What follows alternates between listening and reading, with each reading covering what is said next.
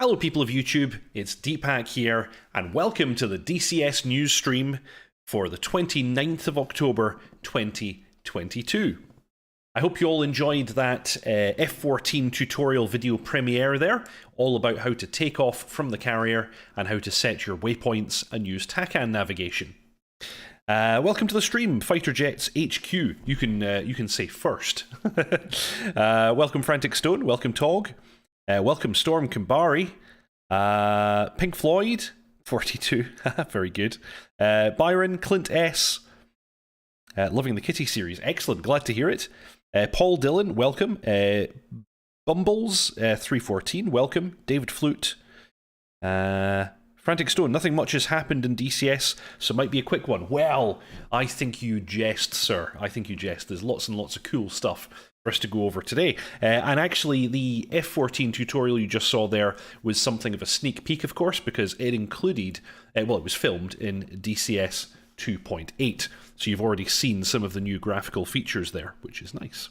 And it ran really well for me, although I've not tried it in VR yet, which is the primary way that I fly in DCS. So I guess we'll see soon whether or not it's these lauded VR optimizations are as good as we hope.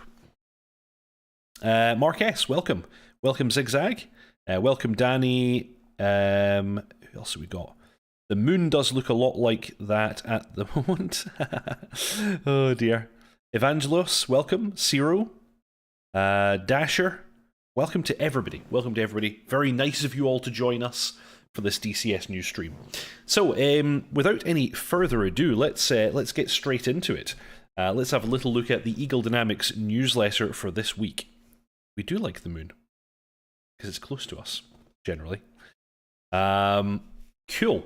So, dear fighter pilots, partners, and friends, welcome to the DCS Halloween 2022 sale. Enjoy huge discounts across most of the aircraft, maps, and campaigns on our eShop now. I feel like there's always a sale on when it comes to DCS, but you know, that's good. This super sale will start on the 28th of October, which was yesterday, and will last until the 6th of November, exclusively in our eShop, and offers a 50% discount on most of our modules, with 30% off DCS Supercarrier, FA-18C Hornet, and the F-16C Viper, as well as 25% off DCS F-14 Tomcat, which I was just flying. Please check out our DCS Halloween 2022 sale video. It's very spoopy, I have to tell you. Oh, thank you very much. Thanks for the people who are saying they liked the video. That's very, very nice indeed. Frantic Stone, I wish someone would make an OpenXR installation and review video. If only we knew of someone that had this awesome power. We have already spoken about this. Frantic is basically trying to harass me into making this video for you all, but I think that would be a good thing for me to do anyway. In VR, I'm using OpenXR as an alternative to Steam VR, and I think it runs a lot better. But anyway, seeing as how we've mentioned the Halloween 2022 sale video, let's jump straight in and have that, although minus the audio, sadly. Ooh, it's a bit scary. Ah! We can just have my reactions instead of the actual video audio. As always, really nicely put together sale video here, complete with some Halloween kind of special content. Oh. Scary, spooky skeletons.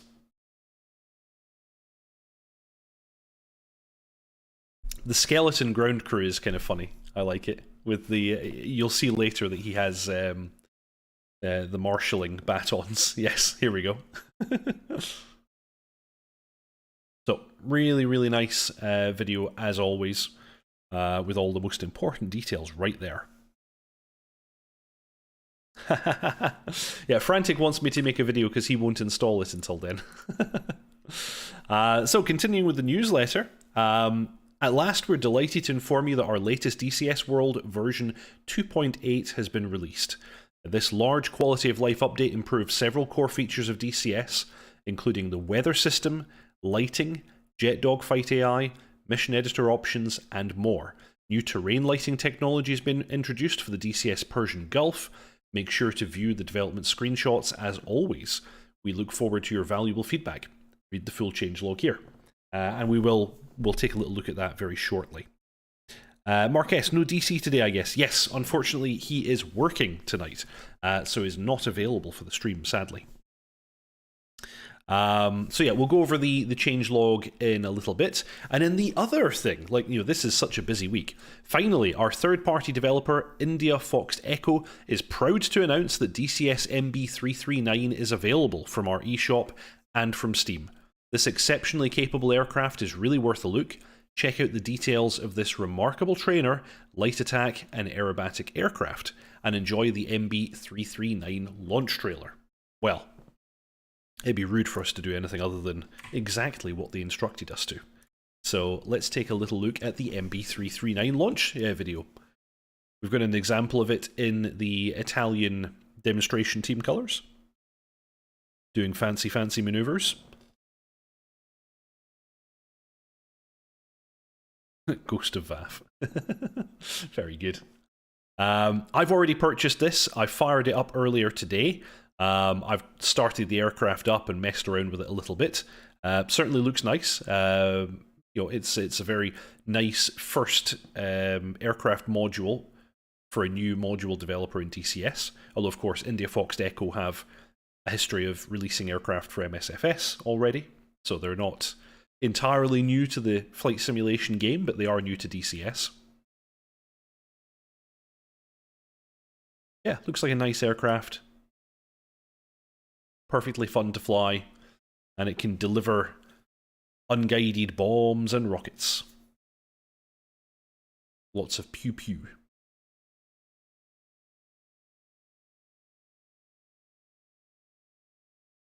Still on the fence for the 339? How is the flight model?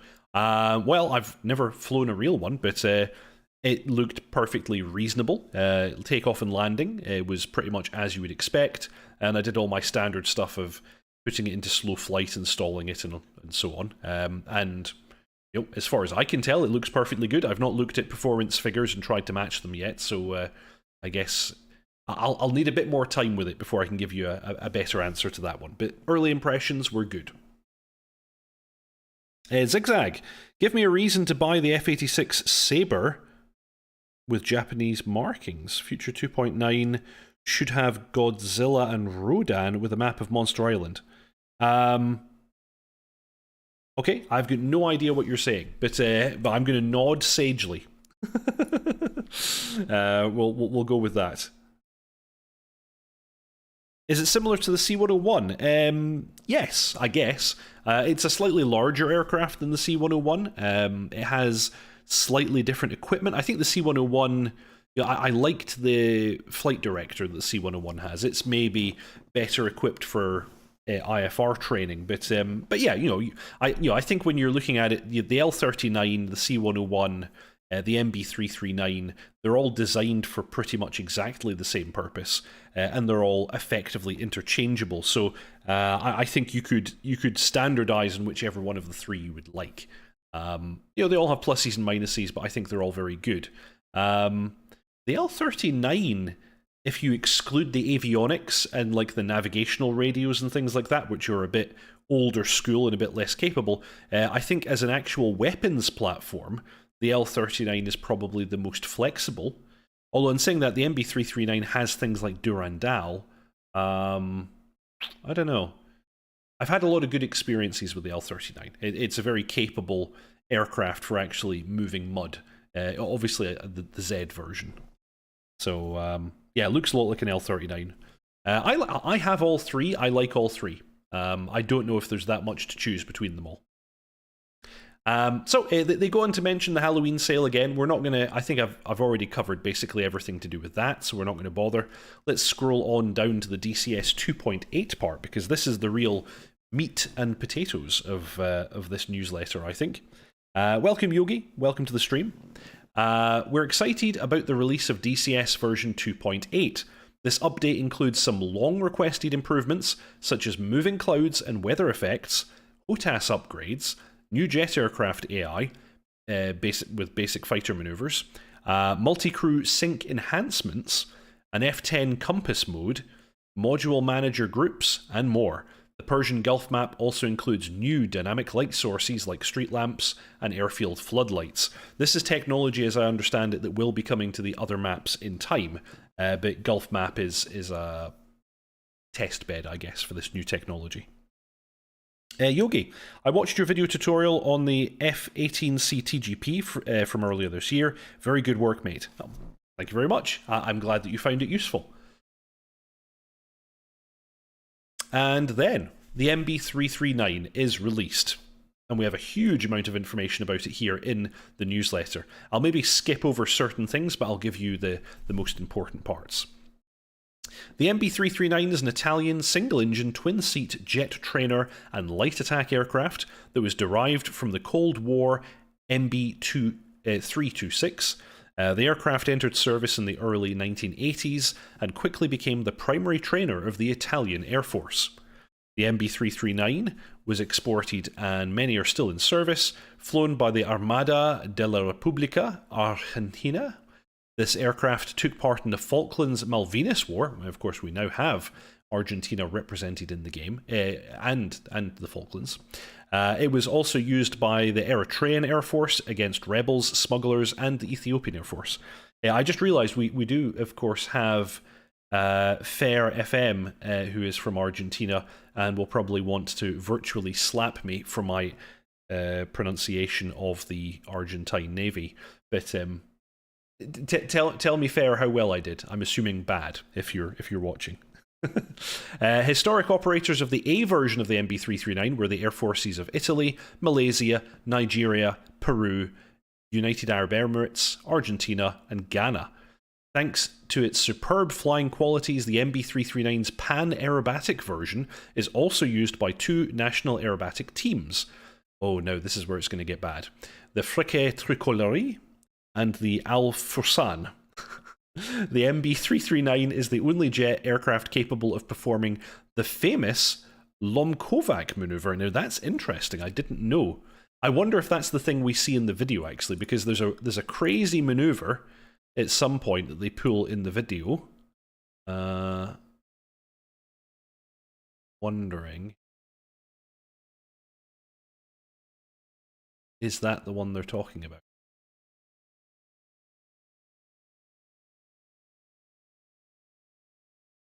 Where is this maneuver? Because I do recall there was a bit where they pulled this really crazy looking maneuver.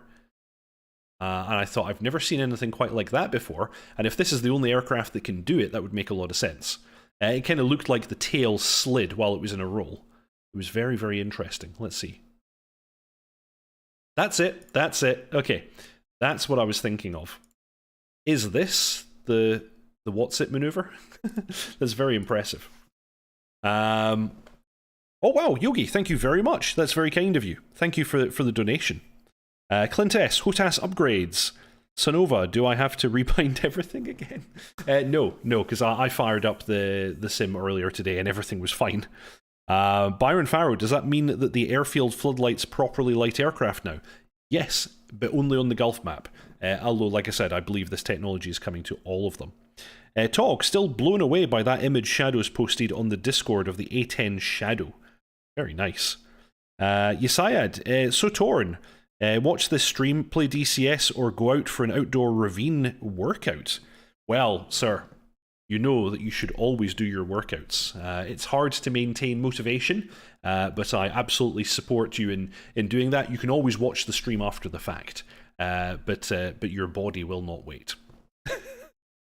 Oh, you're choosing to watch stream. Okay, I'm sorry. I'm sorry that I'm talking against your decision here. Is this sleeper op? Maybe, I don't know. Yogi, I'm in two minds whether to buy the MB339. I thought there might be a promotional offer, but it appears to be full price. Yes, because this is a fully released module, it's not in early access, it's full price and it will likely remain full price for some time. They don't normally include new modules in the sales until quite a bit later. It looks like appropriate jets will get the data cartridge at a later release. Yes, yeah, I'm really looking forward to DTC, and we'll touch on that a little bit later in the stream because they have once again mentioned it in relation to the F-18 and the F-16. So that's very exciting. Yes, Byron saying just what I said. Yes, this is a full release, so that's why it's full price. Yogi, so do you think the F4 Phantom will be out this year? Well, a little bit later in this very stream, we're going to go over the development update for the F4. So we're going to find out some more information. Oh dear. F4 Phantom, F4 Phantom. Mangash 2.8 is the first DC update that required me to restart my machine. That it didn't make me restart my machine. That's odd. I wonder why that happened. Glorious F15E. Yes, you're getting the F15E this year in early access, is the information I have. Vigan has DTC. Yes, that's true, but it's nothing like the DTC in a modern aircraft, and they are looking at implementing something for all the modern ones. So, that was the Lom Kovac, I'm sure I'm pronouncing that wrong, maneuver. The MB339 will be released in an almost feature-complete state. Some of the most interesting features available at release include a highly advanced flight model based on performance and engineering data from the real aircraft. Furthermore, the flight model has been deeply tested by former MB339 Friquet Tricoli pilots. Then they talk about all the things that have been implemented. I'm not going to go through all of these individually. Interesting things are that we do get Durandal, we're getting cluster bombs, we're getting cannons, machine guns, cameras, travel pods, rockets of many types, training bombs, all kinds of cool stuff.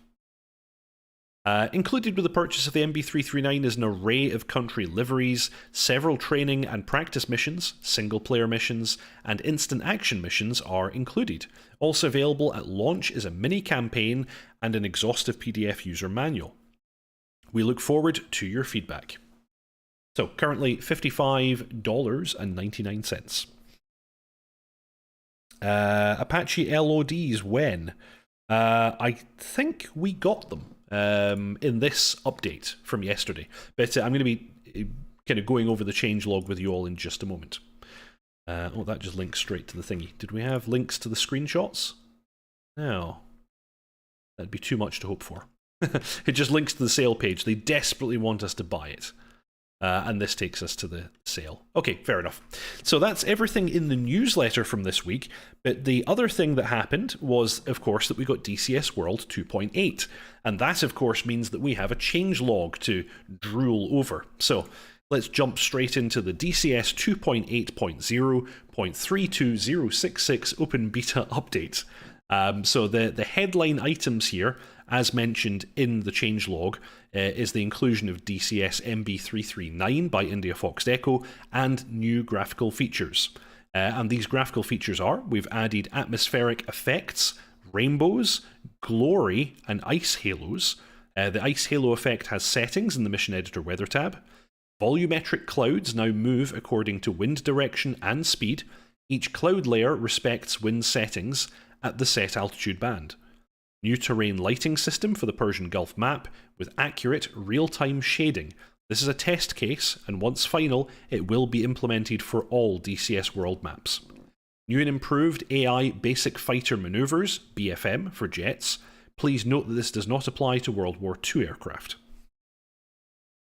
Then we've got a bunch of fixies in DCS World. Nothing that's really... Yeah, nothing that I would really shout out too much. Apart from graphics, of course, these are big updates. They've adjusted the rain effect. I think the new one looks nicer. Fixed flat shadows. They've changed the glass shading in the cockpit. In fact, gamma in the cockpits as a whole has been completely reworked. Yeah, and they're suggesting that all of us reset our gamma to 2.2 if we've changed it to get the kind of expected result. Improved motion blur effect. Raindrops on the canopy effect now works on rain preset number 3, whatever that means. I guess that's a weather preset. We've then got an update to the FA-18C, mostly fixies, but they then talk about the ongoing tasks. And this is interesting because this is effectively updating the roadmap for us. I'm going to check the chat quickly though. Byron Farrow at Yogi, on Tuesday training night, different squadrons train on different things, including some of what you've said up to the squadron. Interesting.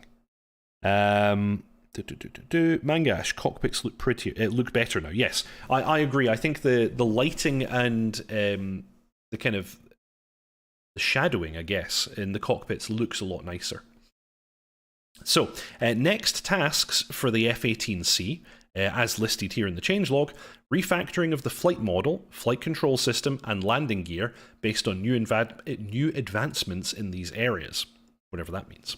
Refactoring the air-to-air radar to better account for look-down, detection, and tracking ranges, and more.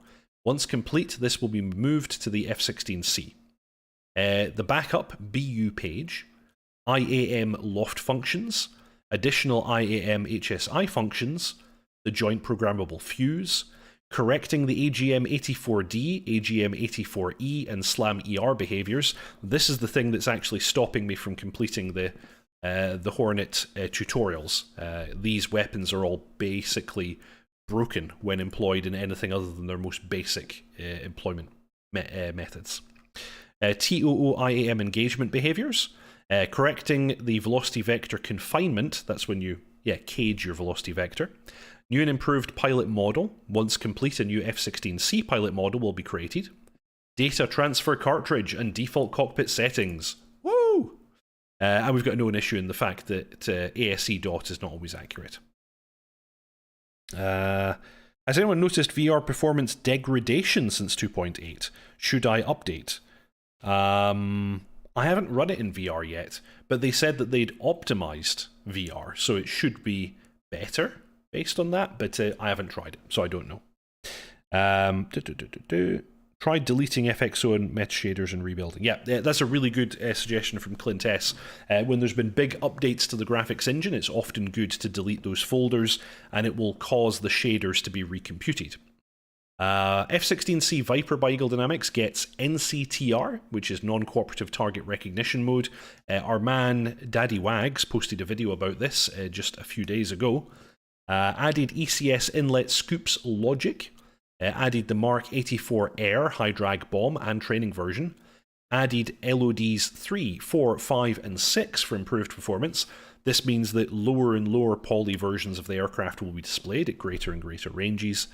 And then we have all the fixies. Lots and lots of fixies. I'm not going to go over all of these just now. And then they also mention the ongoing tasks with regards to the roadmap. So LAD bombing mode. We had hoped to have it available for this update, but it requires further tuning. Animated tailhook and alternative landing gear handle. I guess they mean the alternate drop mode in that case. A new pilot model after the new Hornet pilot model. RWR PRF tones and hands-off mode. That's going to be really, really cool. And this will be the first aircraft that has that, I think. Air-to-air data link target assignments. This is a cool feature. I've seen this in Falcon 4 BMS. Data transfer cartridge and default cockpit settings. Again, just like in the F-18.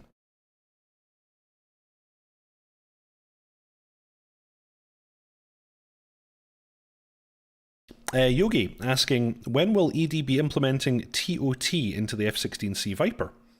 Didn't they already do that? I'm pretty sure you can already do time on target in the F-16. In fact, yes, I know you can do it. That's implemented in the cruise page. So yes, we already have that functionality. It's in. DCS Supercarrier, there's a couple of fixies, but there are known bugs. So now deck crew sometimes do not respond after takeoff and then landing again. Landing lights create a very large lighting effect on the sea in front of the carrier. However, you should never use landing lights on the carrier deck. That's true. Ongoing tasks for later updates. We've got the ready room, pry-fly deck, plane directors move aircraft from parking locations to catapults and from landing box to parking locations. So we'll basically get them guiding us to the parking spaces, which will be nice. A4 has RWR tones. Yes. Clint S. VAF scooter when? We just need people to fly it. That's really the only limitation. If we have someone who wants to squadron lead a scooter squadron, then we will have a scooter squadron because it's a free aircraft, it's a really good aircraft, and I would love for us to have an A4 squadron. H64D by Eagle Dynamics. Here you go, Yogi, sorry. straight away. LODs 3, 4, and 5 for improved performance on the Apache. They've added cycled no weapon, missile, rocket gun, no weapon, and then a bunch of fixies. And they also talk about the ongoing tasks for the H-64D, updating its roadmap. New SAS behavior improvements will be coming later, improving the Vortex ring state characteristics, image auto tracker and multi-target tracker TADS functions, complete the performance page, complete new pilot and CPG models, external and first person, the improved data link modem, IDM, that will include longbow net and ability to share targeting, additional George pilot and CPG messages, the Robbie fuel tank, fire control radar and AGM-114L radar-guided Hellfire. Funny that the radar-guided version is the L, but anyway. SAS collective channel behavior improvements, radar altitude hold and altitude hold stability when in OGE, adjust SAS saturation tone behavior, and uncommanded pitch and roll in some high-speed conditions.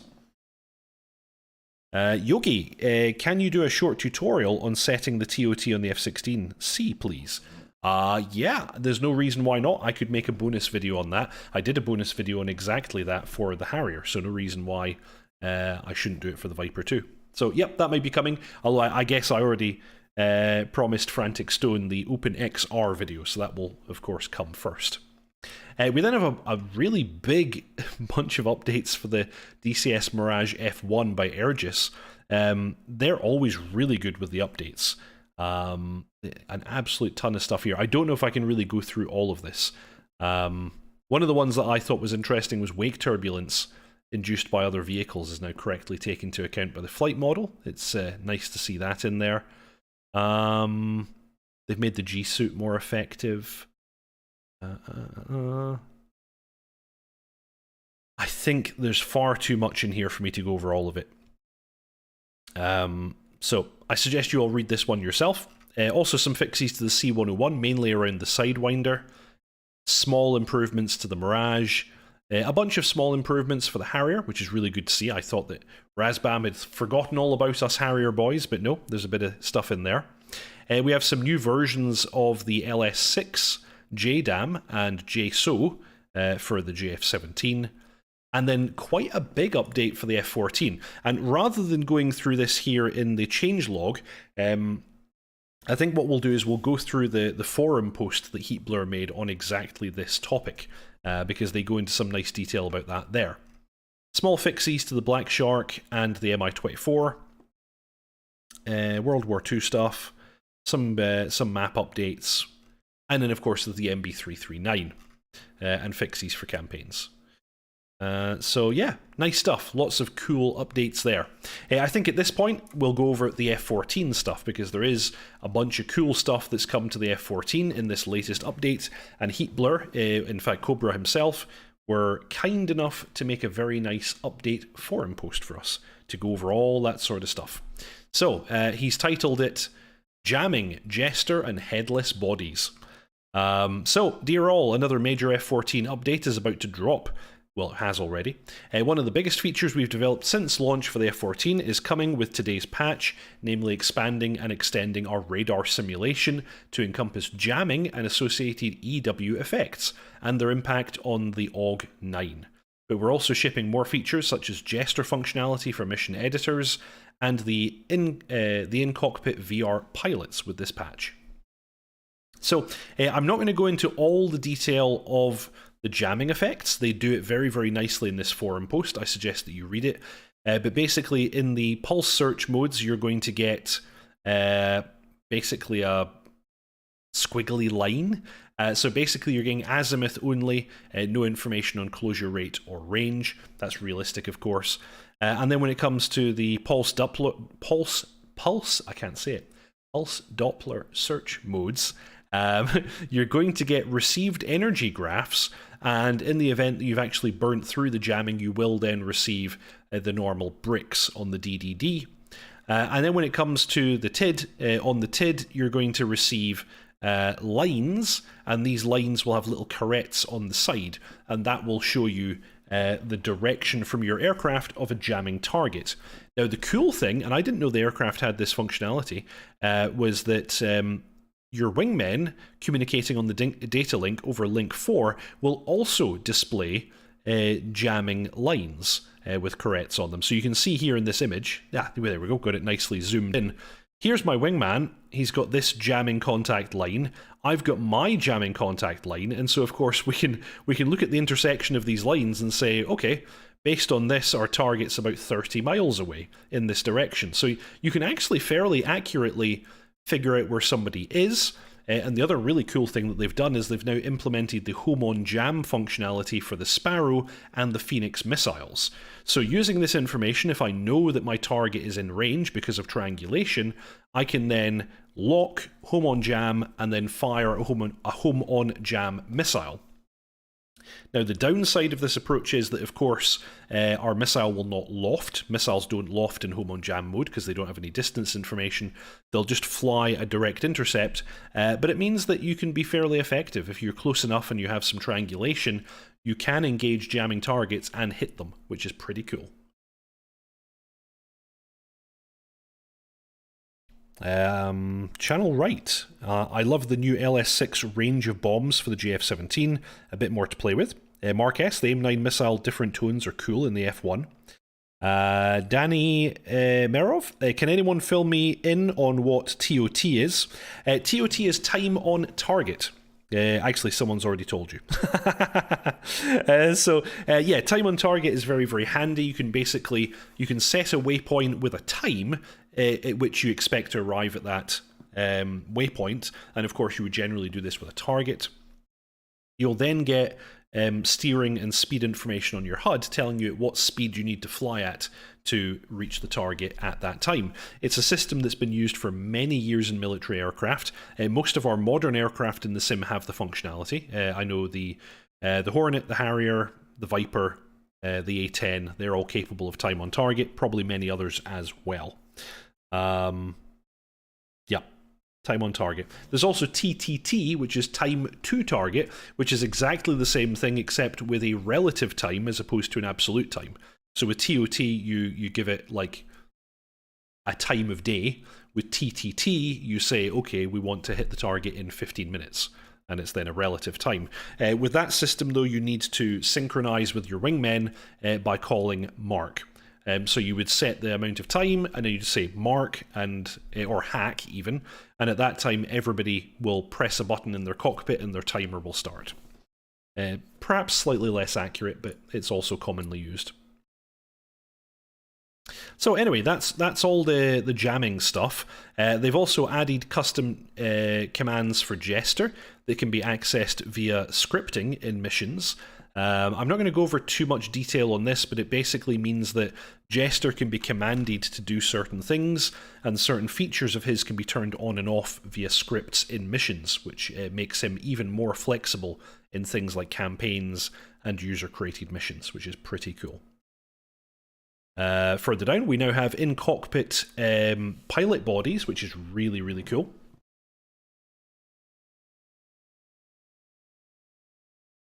Excuse me, I'm not used to doing all the talking myself, so struggling a little here. So here we are. Here's the pilot body, front seater. And is this the same one, or is this the Rio? This is the same one. Actually, I noticed... I don't know how many different name tags they've got, because I think when I was flying, I think I maybe had a different name tag. I'm not sure. As with other liveries, I'm assuming that the flight suit is actually adjustable in the livery, so maybe you find that there are different ones based on the livery, which is pretty cool. I like the old school airman's torch. Are we nerds or are we geeks? I don't know. Well, yeah, exactly. We're passionates. We're passionate followers of aviation. That's what we are. Yeah, it'd be interesting to get a look at what all of this equipment is that is attached to the flight suits. I'm not familiar with all of this. But of course, you know, he's wearing a G-suit here. I would assume that he's also wearing... Yes, you can see around his neck, actually, the inflatable thingy. The event that he has to ditch in water. So A lot of cool tech attached to them here. So yeah, those are the main things. Introduced pilot and Rio bodies, jammer detection and tracking functionality, list of commands for Jester.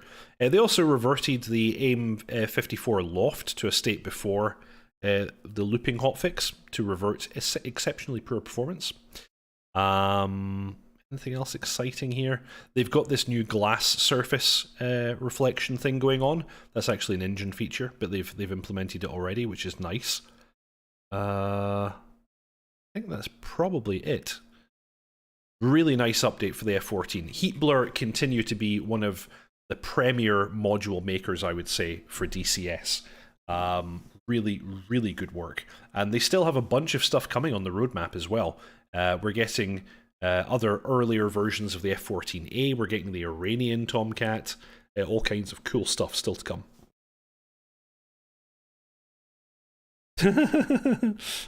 Clint S. Nerds read manual. GigaChads go cool story, bro. Fox 3. Fox 3 long. Nice. Cries in R77.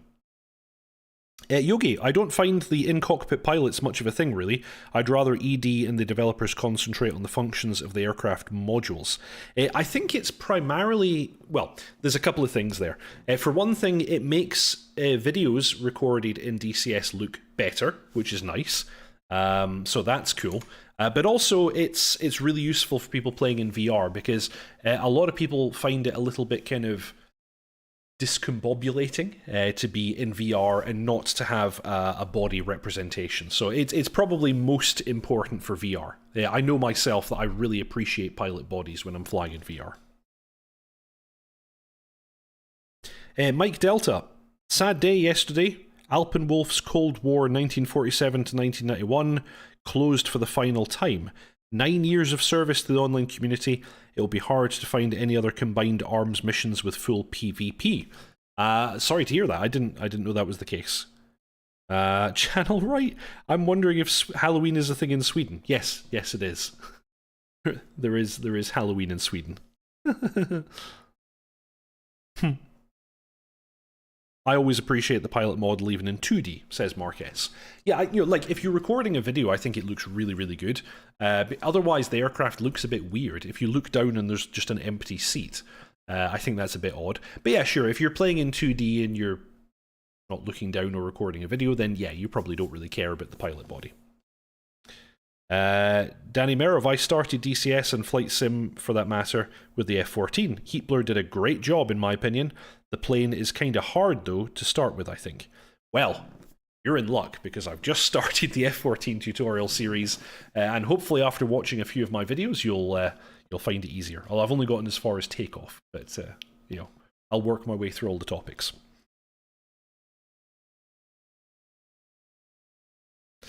Cool. Alrighty. So next thing, and this is something that people have been asking for a while, an update on the DCS F4 Phantom. For some DCS World fans, the F4 Phantom has long been on the wish list, and the news that Heatblur was doing it was an instant hit for nearly everyone. Their excellent work on the AGS-37 and the F-14 Tomcat have put Heatblur up at the forefront of DCS World module development. With very little news on the development to go by, any news is big news for this module, and we do have some. Responding to a question on the r/Hoggit Reddit group, Cobra8472 had quite a bit to say about how the project has been going, and some of the unexpected challenges that have impacted the team over the last several months. So, here's what he said.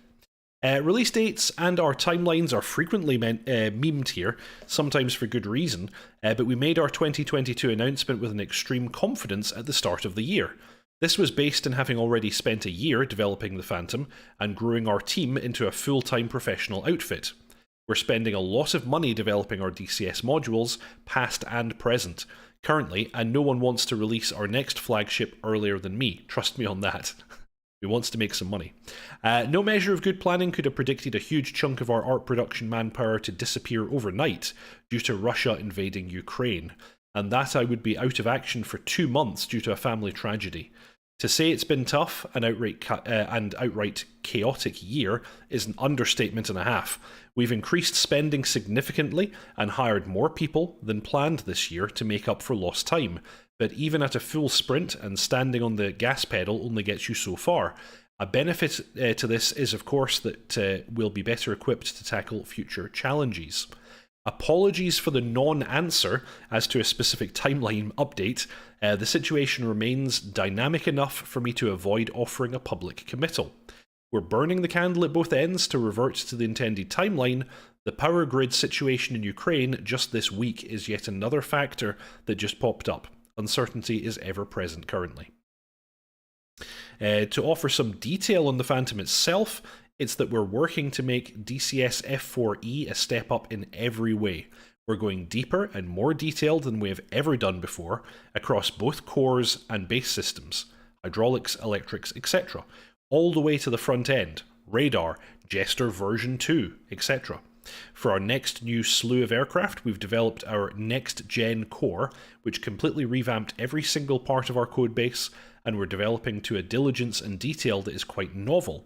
We want to go beyond the F-14 and further ourselves and our products as much as economically feasible. Overall, and most importantly, thank you for the interest and being excited though. No matter how tough this year has been, getting a legendary module of a legendary aircraft in your hands is all the motivation we need to power through. So there you go. At this moment, if you go on the Heatblur public roadmap Trello page, the DCS F4E is still listed under 2022, so it is a possibility, but with just 8 weeks to go, it does feel like a stretch to me. That may be over. This is me reading the words of the Stormbirds chappie, by the way, who's the Stormbirds chappie? I shouldn't really read his words without telling you his name. Shamrock 15.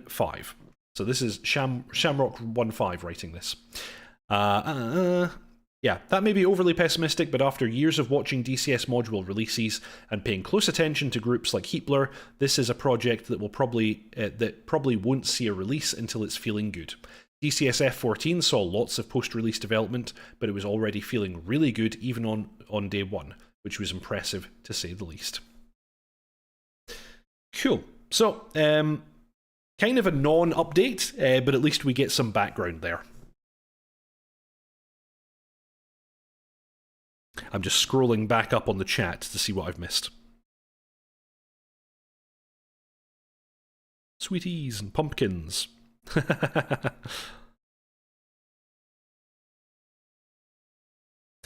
Yeah. KG Lobster. Heatblur has done so much for DCS. Totally agree. Heatblur are like pretty high up in my estimation of aircraft module makers. They're brilliant. F14 pro tip, mute Jester. I like Jester.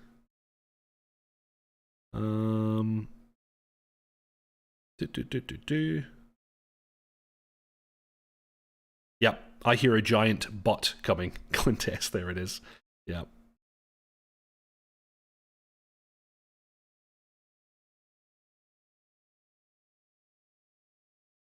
Yeah. Evangelus, as you've stated earlier, M4 mod will be in 2023. That looks more logical. Yeah, I think so. And 2022 for the F-15E in early access. Yes, that is my understanding. It might be our Christmas present. Yes, absolutely. Yogi, I want the Typhoon, please. Well, Typhoon is also being made by Heatblur, and given this statement that they're making on the F4, I think it's, we're not going to see anything on the Typhoon for probably at least another 2 years, is my estimate here. It's going to take them ages to finish off the F-14, get the F4 released to a good standard, and then move on to finishing the Typhoon. And of course, the Typhoon is exceptionally complex.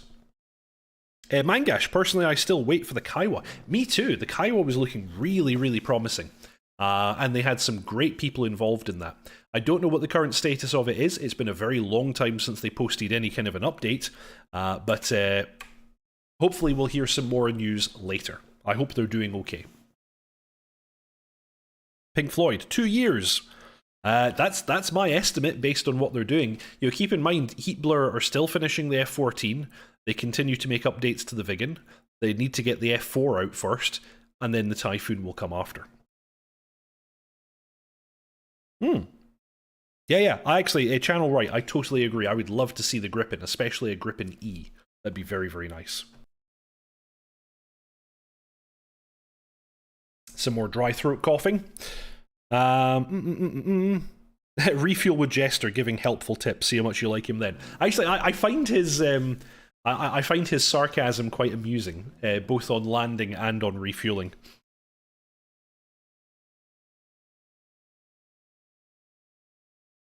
Cool. So that is basically all the news that we had for this week. The only thing that I actually missed was that we did get a video from Matt Wagner this week, where he was talking about LAD bombing, and he also talked about. Oh no, actually, this was.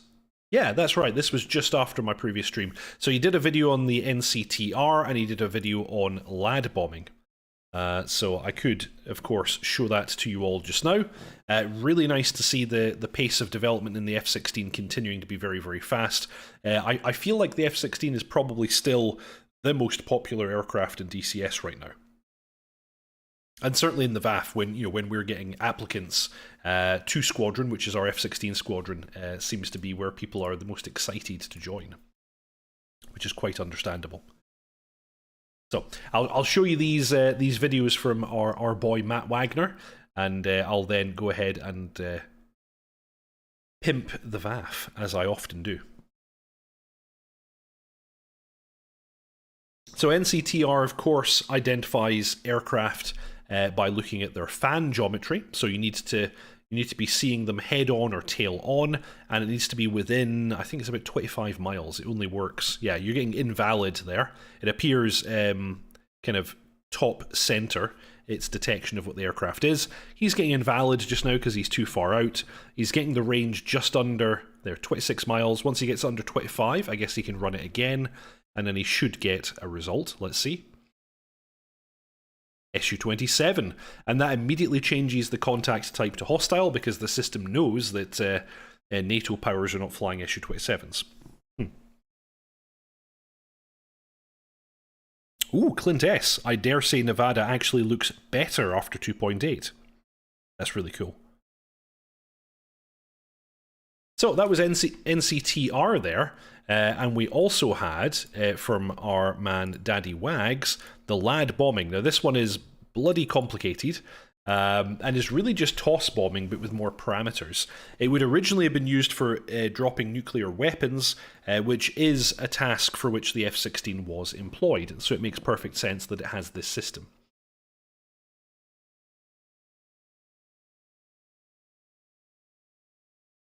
Only Napalm, should we see Sab, Saphir, and Kola Peninsula map? I have no idea if anyone's making a Saphir. Yeah, nothing has been announced, so we don't know.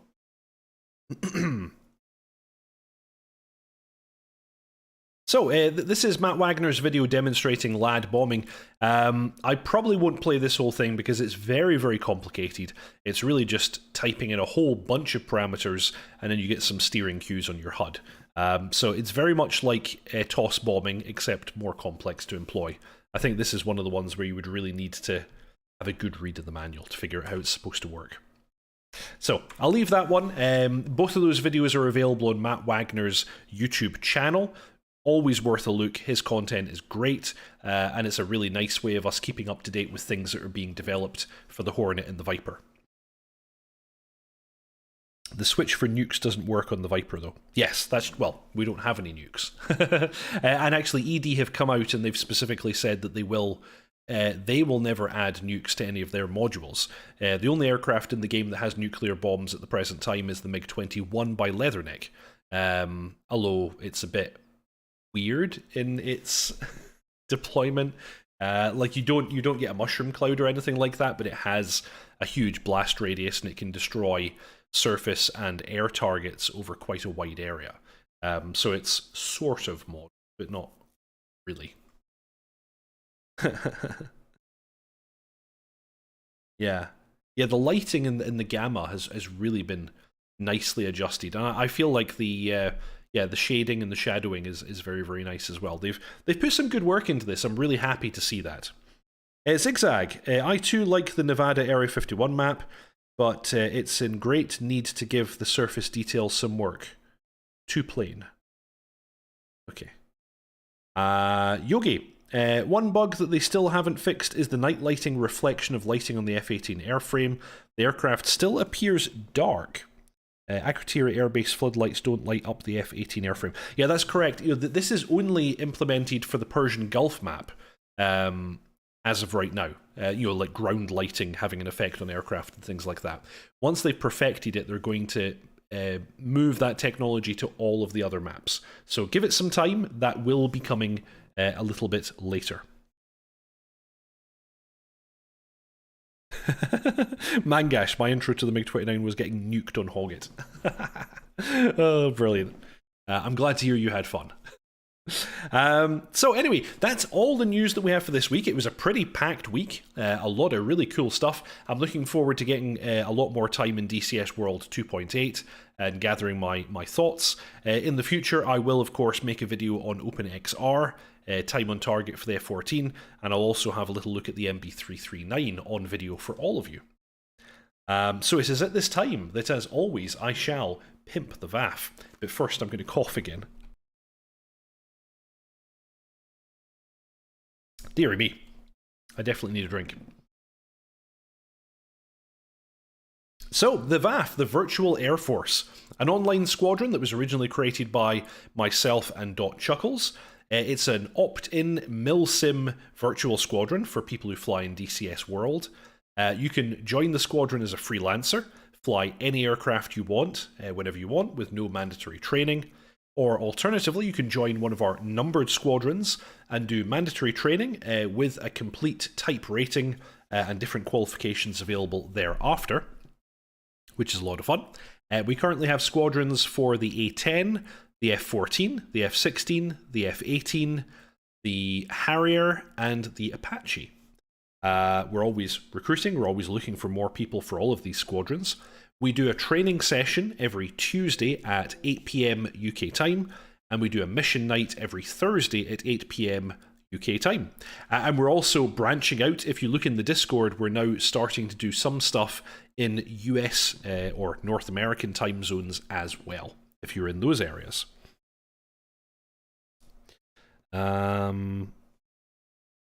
Evangelos, I haven't seen any fixes on the F-18 standoff weapons deployment in the 2.8, or have I missed it? No, you haven't missed it. They noted that those are still to come, and that is holding me up with my tutorials just now, of course. Pink Floyd, yes, we'd like to see a 339 review. You will get one. I just flew it for the first time today. I need to get a bit more time in it, and then I'll record a little review on that one. So, yes, join the VAF. Discord details are in the chat there. They're also in the show notes below. Everybody is welcome, whether you fly with us or not. We're also, a cool bunch of aviation nerds hanging out and chatting as well. So you can also just do that. Pink Floyd, need VAF for dummies. Some of us have small brains. I seriously doubt that, sir. But yes, I've already discussed it. We planned some videos that we're going to make actually on the VAF YouTube channel, not on mine, where I will go over the details of getting set up to fly with the VAF. So that will be coming, don't you worry. So that's everything that I had to cover this week. So really that just leaves for me to say I've been Deepak. I post a new premiere video every Saturday. Currently I'm running a series on the F-14, and I'll continue to do so, although I'm sure I'll come up with all kinds of other stuff. If you would like to support me and the channel, you have the option of joining Deepak's ground crew using YouTube memberships. You can do that by clicking the join button below. And I'd like to give a big shout out to those who have already done so. Thank you very much to the current Deepak's ground crew: Channel Right, Frantic Stone, Storm Kimbari, Byron Farrow, Leo Netzel, Harish Rajan, Pink Floyd, Mangash, J.R. Walker, and Chandro Hedgevald. Thank you very much to all of you. It's great support. It helps me to continue to do what I do and make tutorial videos for DCS. If you haven't already, everybody please subscribe, like, and comment. That's also a huge help to me and to the channel. If you haven't already done it, do it now. It's free, it doesn't cost anything, just a click. And yeah, thank you very much to everybody. It's been great. I really appreciate everybody's support. Feel free to drop into the Discord, even if you just want to hang out and have a chat.